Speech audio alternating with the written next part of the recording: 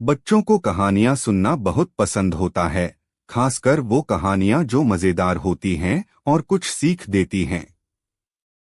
हम में से ज्यादातर लोग राजा अकबर और उनके खास नवरत्न बीरबल की कई प्रसिद्ध कहानियों को सुनकर बड़े हुए हैं, जो अपनी बुद्धिमत्ता, चतुराई और हाजिर जवाबी के लिए जाने जाते हैं। उनकी कहानियां न केवल सुनने में मजेदार है, बल्कि हमें उनसे शिक्षा भी मिलती है।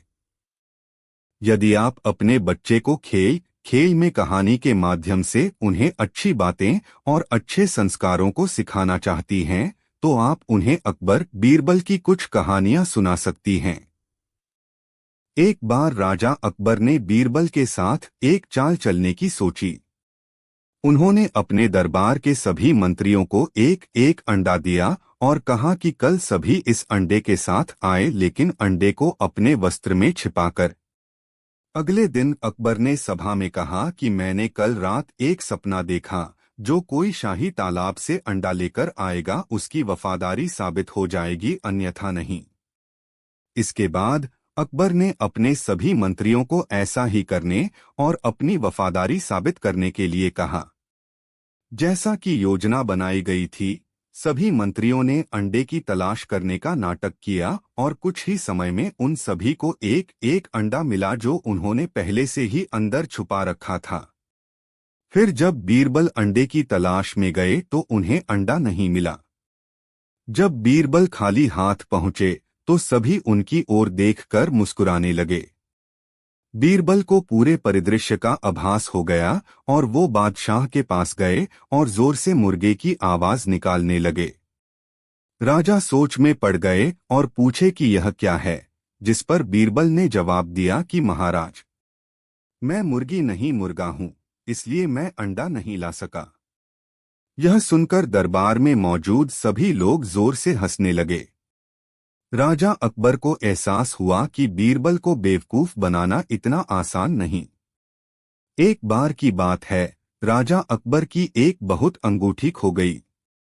यह अंगूठी उनके पिता ने उनको भेंट में दी थी। राजा इस अंगूठी के खो जाने की वजह से बहुत दुखी हुए। अकबर ने बीरबल को बुलवाया और उनसे अंगूठी खोजने का अनुरोध किया। दरबार दरबारियों से भरा था। बीरबल ने घोषणा की, महाराज, आपकी अंगूठी इसी दरबार में है और जिसके पास भी है वो उसकी दाढ़ी में एक तिनका फंसा हुआ है। हर कोई एक दूसरे को देखने लगा, लेकिन उनमें से एक आदमी अपनी दाढ़ी को छूने लगा। बीरबल ने सिपाहियों को बुलाया और उस व्यक्ति की ठीक से तलाश करने को कहा। इस प्रकार राजा की अंगूठी मिल गई। अकबर इस बात से हैरान थे कि बीरबल अंगूठी खोजने में कैसे कामयाब हुए। बीरबल ने कहा, महाराज, जो दोषी होगा वह हमेशा डरा हुआ रहेगा। एक बार की बात है, बादशाह अकबर बीरबल से किसी बात पर नाराज हो गए थे और गुस्से में उन्होंने बीरबल को राज्य छोड़कर चले जाने को कह दिया। बीरबल ने राज्य छोड़ दिया और पास के एक गांव में एक किसान के घर में शरण ले ली। बीरबल अपना दिन का समय खेत में काम करके बिताया करते थे। कुछ समय बाद राजा अकबर को अपने पसंदीदा दरबारी की याद आने लगी।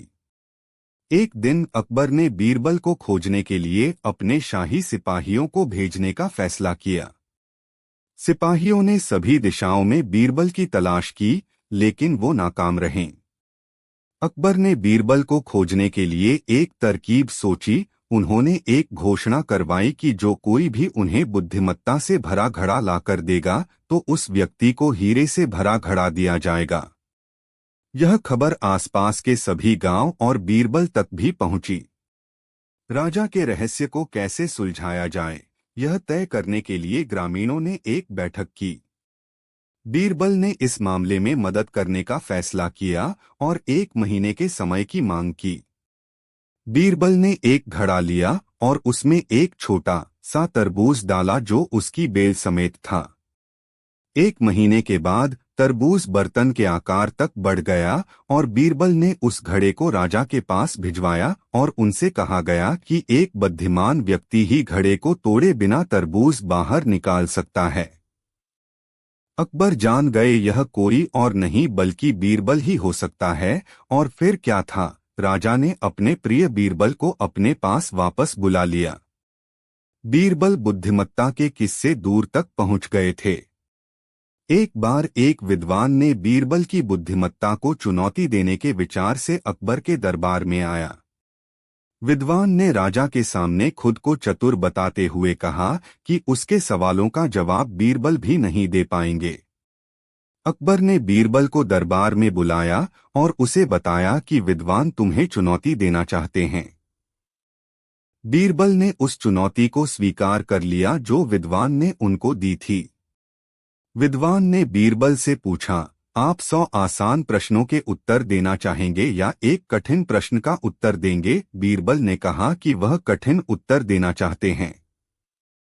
विद्वान ने कहा, मुझे बताएं कि पहले क्या आया, मुर्गी या अंडा? बीरबल ने कुछ देर सोचा और कहा, मुर्गी पहले आई।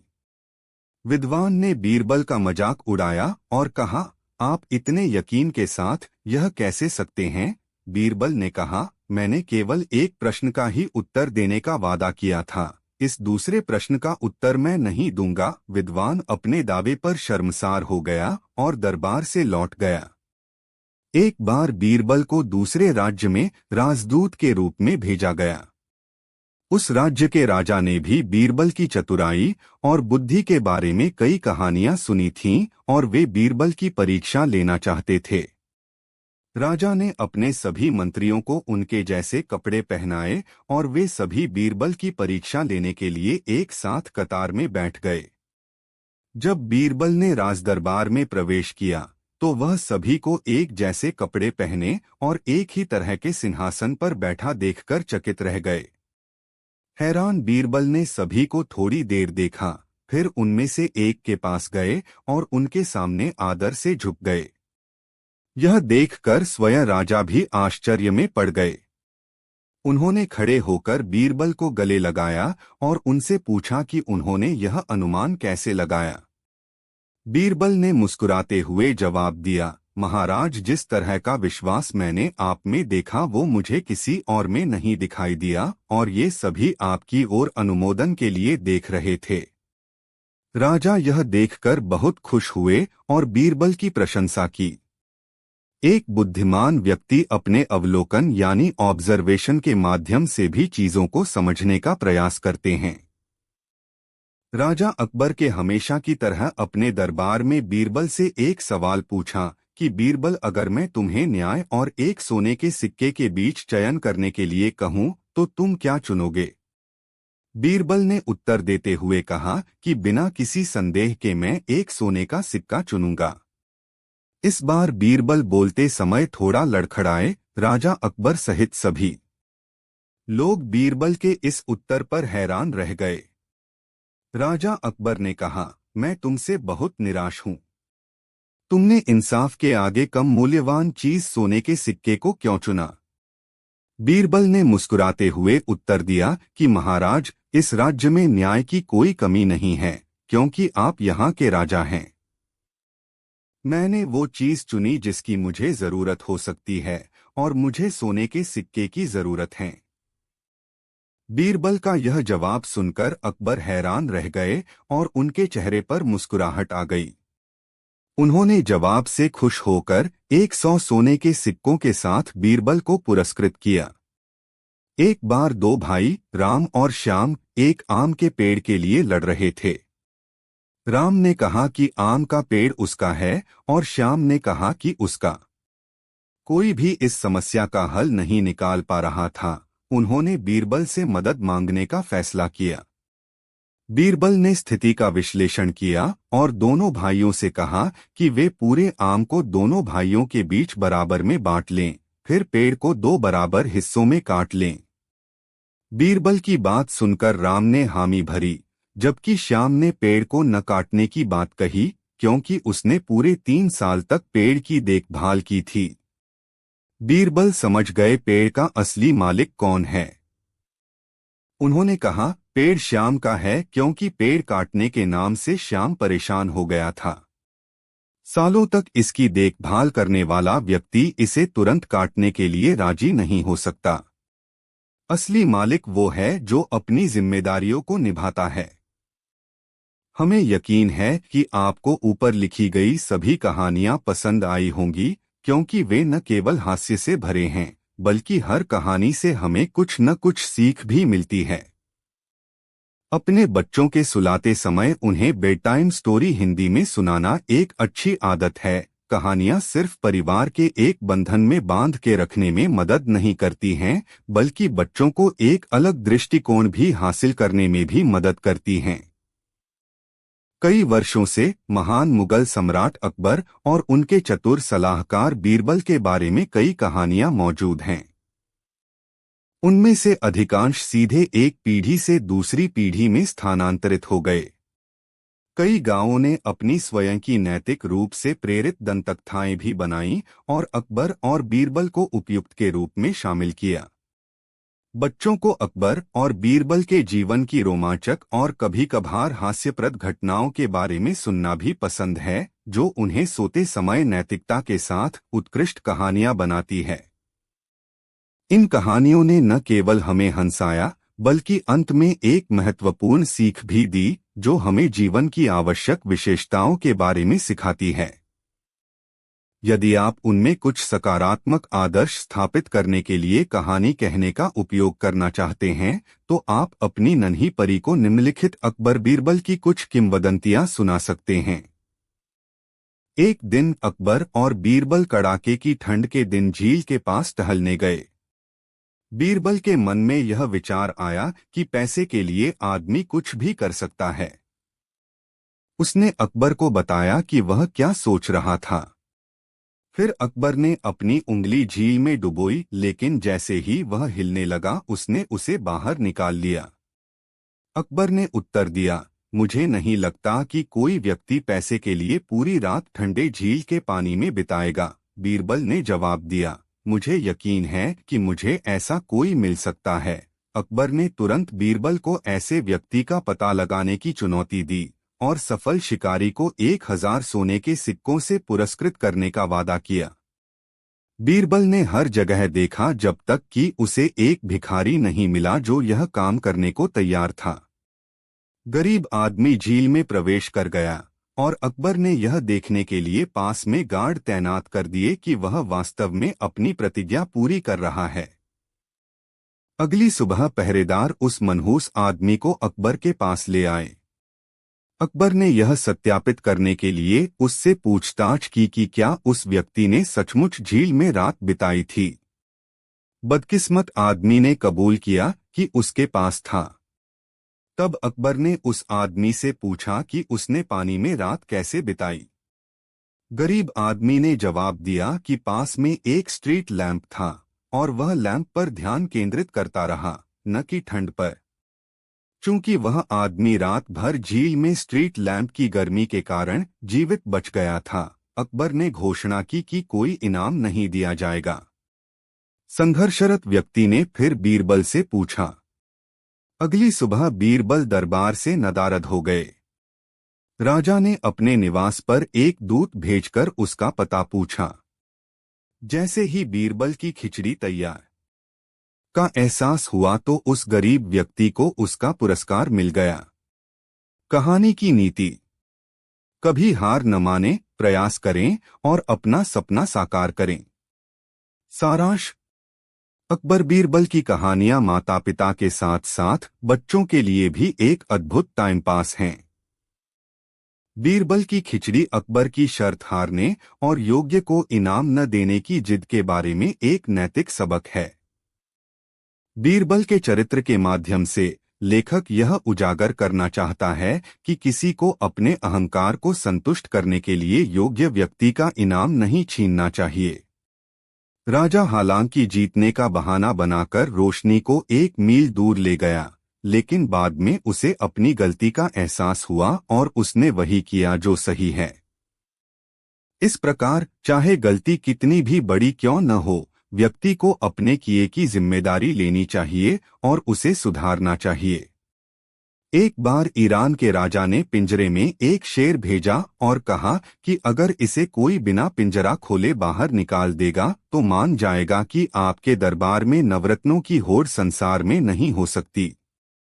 अकबर ने सभी दरबारियों से शेर को बिना पिंजरा खोले बाहर निकालने को कहा, पर सभी असफल रहे।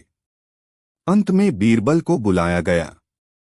बीरबल ने एक गर्म सलाख ली और उससे शेर को दागने लगा। कुछ ही देर में मोम का शेर पिघल गया। अकबर बीरबल की बुद्धिमत्ता देखकर बहुत खुश हुआ। बीरबल के कारण ईरान के राजा के सामने अकबर की इज्जत रह गई। दो छोटी लाइन बड़ी लाइन। एक बार अकबर बीरबल हंसी मजाक कर रहे थे, तभी अकबर ने तलवार से धरती पर एक लाइन खींच दी और उसे बिना मिटाए छोटी करने को कहा। बीरबल ने उसी लाइन के सामने एक बड़ी लाइन खींच दी। अब अकबर की खींची हुई लाइन उस लाइन के सामने छोटी नजर आ रही थी। अकबर ने बीरबल की अक्ल की तारीफ की। 3 बेगम साहिबा। एक बार अकबर बीरबल हंसी मजाक कर रहे थे। अकबर बोले, बीरबल, तुम्हारी बीवी बहुत सुंदर है। बीरबल, जहांपनाह, पहले मैं भी ऐसा ही सोचता था, पर जब से बेगम साहिबा को देखा है मैं अपनी पत्नी को ही भूल गया। बीरबल का जवाब सुनकर अकबर झेंप गए। उन्होंने बीरबल के साथ ऐसा मजाक दोबारा नहीं किया। समझ आ गई। और अगले ही दिन चित्रकार ने सारा यमुना किनारे टहलते हुए दरबार में बीरबल से पूछा, बताओ बादशाह ने चित्रकार से सारे चित्र मंगवाए हैं और साथ ही महाजन पर नहीं महल में बुलवाया। बीरबल, वह चीज है। सभी चित्रों को ध्यान से देखने के बाद अकबर संतुष्ट हुए। अकबर ने महाजन से पूछा, सबसे तेज कौन दौड़ता है क्या? महाजन ने दरबार में सवाल उठाया, सबसे तेज कौन चलता है? किसी ने चांद तो किसी ने सूरज को सबसे तेज चलने वाला बताया। की बात सुनकर अकबर सोच बीरबल से पूछा गया और बीरबल से मामला सुलझाने को कहा। महाजन का सूद सबसे तेज पहले से ही दरबार में उपस्थित चौगुनी रफ्तार से ये और सारी बातें अच्छी तरह समझ चुका था कि महाजन चेहरे बदलने में बीरबल का जवाब सुनकर चित्रकार को परेशान कर रहा है। अकबर बीरबल की यह थोड़ी देर सभी चित्रों की और देखने के बाद बीरबल ने भी हर एक चित्र में कमियां निकालनी शुरू नहीं खाते और चित्रकार को 2 दिन बाद महाजन का सुंदर सा चित्र बनाकर लाने के लिए एक बार तंबाकू के खेत में महाजन को आदेश देते हुए अकबर को मजाक, अगर तुम्हें चित्र पसंद आ जाए तो चित्रकार भी तंबाकू नहीं देना होगा। जी महाराज, कहकर बीरबल ने दोनों जो गधे होते हुए ही तंबाकू नहीं खाते। कुछ देर इंसान चित्रकार को वापस बुलवाया जवाब और उससे 2 दिन बाद बड़ा सा दर्पण लाने को कहा। साथ 2 गधों 2 दिन बाद जब दोनों दरबार में उपस्थित हुए शहजादे चित्रकार ने बीरबल के साथ महाजन के सामने रख दिया और बोला, जनाब ये अपनी पोशाक उतार कर बीरबल को दे दी। महाजन बोला, लेकिन यह चित्र नहीं दर्पण है।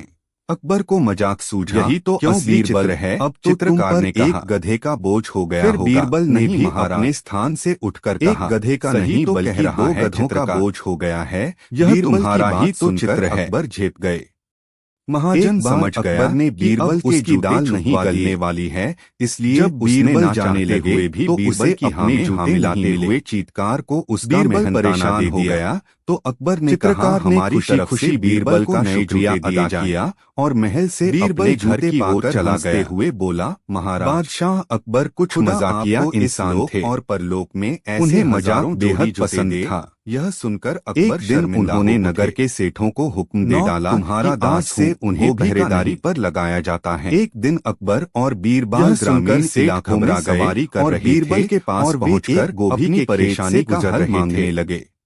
गोभी बीरबल ने उन्हें हिम्मत देते हुए एक तरकीब बताई और कहा कि वो सब लोग अपनी पगड़ियों को सब्जियों की राजाओं को सिर पर बांधकर पहरा देते हुए कुछ हफ्ते बाद वे फिर से गोभी के खेत के पीछे सवारी कर रहे थे। दूसरी तरफ बादशाह हालांकि अपना भेष बदलकर एक चेहरा बनाया। जब उसने सब्जियां लगते वक्त बादशाह की नजर अचानक सेठों पर पड़ी। इसमें कोई स्वाद नहीं। उनका ये निराला रूप देखकर बादशाह हंसते हंसते बीरबल ने कहा हो गए और उनसे पूछा, ये सब है? सम्राट आश्चर्यचकित था। तब सेठों का मुखिया बोला, आखिरी बार तुमने कहा था पुश्तों से यह सब्जियों का राजा है। उसने कहा, भला हमसे पहरेदारी कहाँ हो पाएगी। बादशाह अकबर समझ गए कि ये बीरबल की ही तरकीब है और अपना हुक्म वापस ले लिया। रोशन जीवन के अंतिम पड़ाव राजा के निमंत्रण पर वह तीर्थ यात्रा पर जाना चाहता था। उनके सम्मान दावत का आयोजन किया गया, जीवन भर की कमाई एक जगह एकत्रित कर रखी थी। घर जाने की पूर्व जब उसके मन में तीर्थ यात्रा पर जाने का ख्याल आया, अपने राजा की उसमें से राजा अशर्फियाँ निकल ली और बाकी बची हुई 1000 अशर्फियाँ राजा पूर्णिमा के चांद जैसा अपने मित्र दीनानाथ को देते हुए बोला, मित्र यह मेरे जीवन भर की कमाई है, अब मैं बहुत यात्रा पर जा रहा हूं। जब बीरबल घर गए अगर तो उन्होंने पाया कि सम्राट अकबर बहुत गुस्से में था। इन्हें किसी ने काम में ने गुस्से में कहा, एक साल तक अपने खुद के राजा को कैसे कमजोर बता सकते हो, तुम एक गद्दार हो। बीरबल ने कहा, जाऊंगा तो मैं महामहिम, मैंने आपको कमजोर नहीं किया। दीनानाथ ने कहा, आप चिंता न करें, चांद कम हो जाता है और गायब हो जाता है, आप जबकि चौथे चांद में शक्ति में बढ़ती है, पर चले जाइए। मैं दीनानाथ की बात पर यकीन कर रोशन चला गया रही है। दिन इतना सारा धन देखकर दीनानाथ का मन बदल गया और उसने उन सारी अशर्फियों को हजम करने की ठान ली। एक वर्ष बाद जब रोशन तीर्थ यात्रा से वापस आ गया और दीनानाथ के पास अपना धन लेने गया तो दीनानाथ ने धन देना तो दूर रोशन को पहचानने से भी इनकार कर दिया और उसे बेइज्जत करके घर से भगा दिया। बेचारा गरीब रोशन अपने दोस्त की इस हरकत पर यकीन ही नहीं कर पा रहा था, लेकिन रोशन ने भी हार नहीं मानी और अपना धन दीनानाथ से लेने के लिए उसने बादशाह अकबर के दरबार में न्याय के लिए गुहार लगाई। अब दीनानाथ को भी दरबार में बुलाया गया, लेकिन दीनानाथ अभी भी रोशन को पहचानने से इनकार कर रहा था। रोशन के पास अपनी बात को साबित करने के लिए ना तो कोई गवाह था और ना ही कोई सबूत। सच्चाई का पता करने के लिए बादशाह ने ये मामला बीरबल को सौंप दिया। बीरबल ने दोनों से दोबारा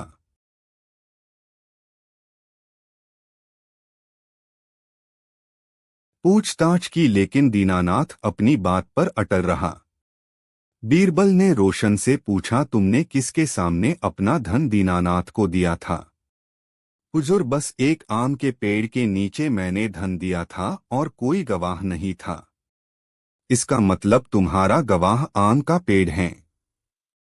जाओ तो उस आम के पेड़ से कहो कि वो तुम्हारे पक्ष में गवाही दे।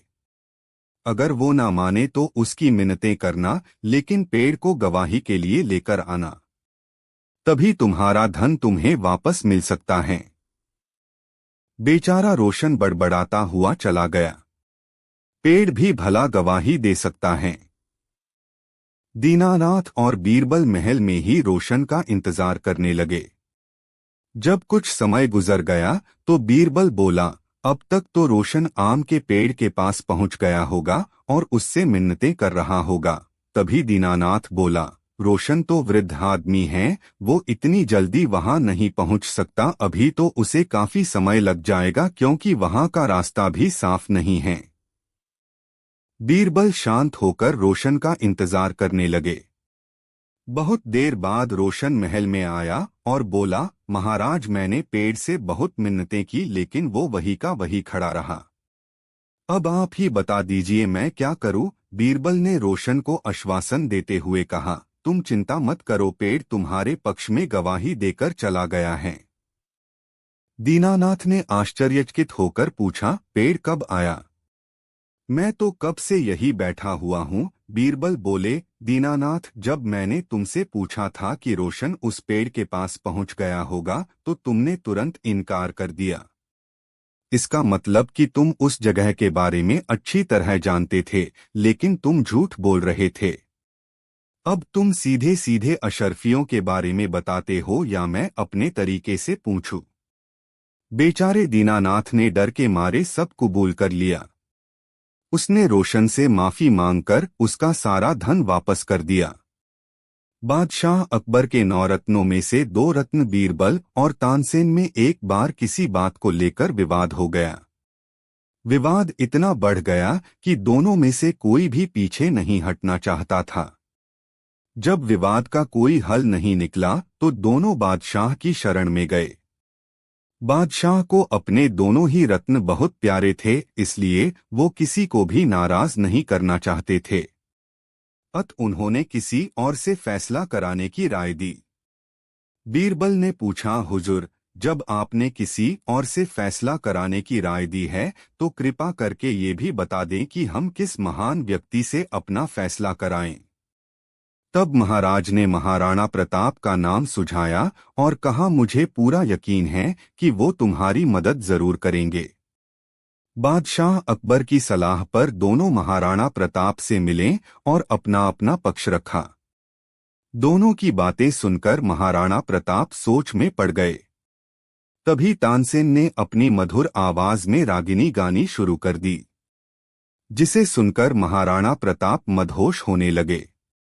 तब बीरबल ने देखा कि तानसेन अपनी रागिनी से महाराणा प्रताप को अपने पक्ष में कर रहे हैं, तो बीरबल से भी रहा न गया और बोले, महाराणा जी, अब मैं आपको एक सच बात बताने जा रहा हूँ। जब हम दोनों आपके पास आ रहे थे तो हमने पुष्कर जी में जाकर प्रार्थना की थी कि अगर मेरा पक्ष सही होगा तो मैं 100 गाय दान करूंगा और मियां तानसेन का पक्ष सही हुआ तो वो 100 गायों की कुर्बानी देंगे। ऐसा उन्होंने अपनी मन्नत में मांगा था। महाराणा जी, अब 100 गायों की जिंदगी आपके हाथ में है। महाराणा एक हिंदू शासक थे, इसीलिए वो गोहत्या के बारे में सोच भी नहीं सकते थे। बीरबल की ये बात सुनकर वो चौंक गए और उन्होंने तुरंत बीरबल के पक्ष में फैसला सुना दिया। जब ये बात बादशाह को पता चली तो वो बहुत हंसे। 1904 शाम के 5:05 सुनील कुशवाहा 731811 एक बार अकबर अपने साथियों के साथ जंगली जानवरों का शिकार करने के लिए जंगल में चला गया, लेकिन कोई फायदा नहीं हुआ। थके हुए और प्यासे होने पर उन्होंने पास के गांव में जाने का फैसला किया और महेश दास नाम के एक युवा स्थानीय लड़के से मिले, जो तुरंत उनकी मदद करने के लिए तैयार हो गया। लड़के को पता नहीं था कि अकबर कौन था, इसलिए जब अकबर ने छोटे लड़के से पूछा कि उसका नाम क्या है तो उसने उससे जिरह किया। उनके आत्मविश्वास और चतुराई को देखकर अकबर ने उन्हें एक अंगूठी दी और बड़े होने पर उनसे मिलने को कहा। बाद में लड़के को एहसास हुआ कि यह एक शाही अंगूठी थी और वह हाल ही में सम्राट अकबर से मिला था। कुछ वर्षों के बाद जब महेश दास बड़े हुए तो उन्होंने अकबर के दरबार में जाने का फैसला किया। वह दरबार में एक कोने में खड़ा था जब अकबर ने अपने अमीरों से पूछा कि उन्हें कौन सा फूल पृथ्वी पर सबसे सुंदर फूल लगता है। किसी ने उत्तर दिया गुलाब, किसी ने कमल, किसी ने चमेली, लेकिन महेश दास ने सुझाव दिया कि उनकी राय में यह कपास का फूल है। पूरा दरबार हंसने लगा क्योंकि कपास के फूल गंधहीन होते हैं। इसके बाद महेश दास ने बताया कि कपास के फूल कितने उपयोगी होते हैं, क्योंकि इस फूल से पैदा होने वाली कपास का उपयोग गर्मियों के साथ साथ सर्दियों में भी लोगों के लिए कपड़े बनाने के लिए किया जाता है। अकबर उत्तर से प्रभावित हुआ। तब महेश दास ने अपना परिचय दिया और सम्राट को वह अंगूठी दिखाई जो उन्होंने वर्षों पहले दी थी। अकबर ने खुशी खुशी उन्हें अपने दरबार में एक रईस के रूप में नियुक्त किया और महेश दास को बीरबल के नाम से जाना जाने लगा। बादशाह अकबर ने बीरबल को हुक्म दिया कि इस राज्य के सभी मूर्ख व्यक्ति की एक सूची बनाकर मेरे सामने पेशा किया जाए। जिस दिन बादशाह अकबर ने यह हुक्म दिया उस दिन ही बादशाह से दूसरे देश से एक व्यापारी मिलने आया। उस व्यापारी के पास कुछ अरबी घोड़े थे। बादशाह को अरबी घोड़े बहुत ही पसंद थे और वह व्यापारी अरबी घोड़ा बेचने ही आया था। बादशाह ने उस व्यापारी से वैसे ही 100 से ज्यादा अरबी घोड़ों की मांग किया। व्यापारी इस पर बहुत खुश हुआ और 100 का दाम लेकर बादशाह को कहा कि आपके पास कुछ समय में ही 100 अरबी घोड़े आ जाएंगे। उसके बाद वह व्यापारी बादशाह से विदा लेकर चला गया। कुछ ही दिनों में बीरबल ने राज्य के सबसे मूर्ख व्यक्ति के सूची को तैयार कर लिया। सूची को तैयार करने के बाद बीरबल ने उस सूची को बादशाह अकबर के सामने पेश किया। उस सूची में बादशाह अकबर का नाम सबसे ऊपर था। अपना नाम सबसे ऊपर देख बादशाह ने बीरबल से इसका कारण पूछा। बीरबल ने बताया, बादशाह, आपने उस दिन 100 अरबी घोड़े के लिए उस व्यापारी को पूरा दाम दिया, लेकिन